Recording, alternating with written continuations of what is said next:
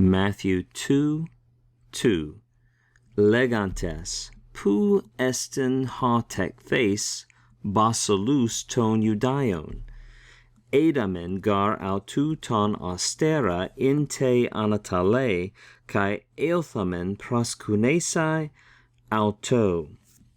It's interesting, we begin with this participle. It's a present active participle.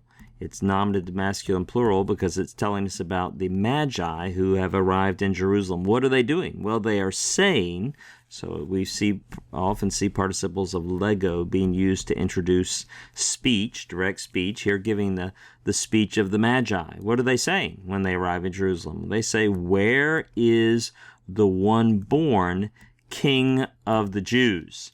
Of the Jews there is probably best classified a genitive of subordination, king over the Jews. Tektheis, we've seen many forms of this verb. It's from tikto. Tikto, you see that article? You say, well, this is going to be nominative masculine singular, and you are right. See that theis? You may remember theis, thesa, thin, thentos. Does that look familiar? The endings for the aorist passive participle. So this is just an aorist passive participle, nominative masculine singular. The one birthed, the one born. And Olmsted classifies basilus as a nominative complement. The one born King of the Jews. Where is the one born King of the Jews? And you can think about, commentators note that Herod was always nervous about the legitimacy of his Jewish ancestry and how others might try to take his throne because he was of Idumean background. Well, here these people show up, these illustrious people show up looking for one born King of the Jews. They explain, "For we saw," that's the second aorist of harao there, "we saw his star."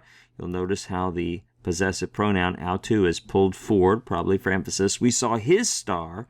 And then there's debate. Is this in the east or is it in its rising? We saw his star in its rising.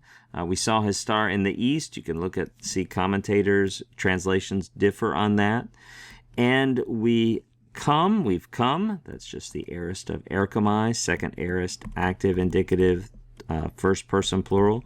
We have come, and then there's an infinitive here expressing purpose. Why have they come? They've come to worship him. This is an aorist active infinitive.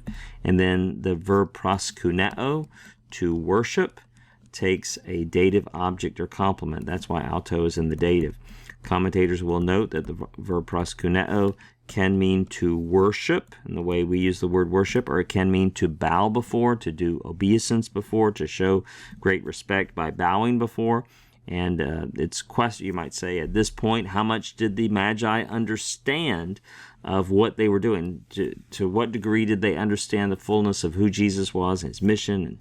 And, of course, that's speculative on our part, but I think Matthew wants us, in using this verb, he shows perhaps the Magi in their bowing before Jesus were their actions matched a theology perhaps that had not yet fully developed in their minds.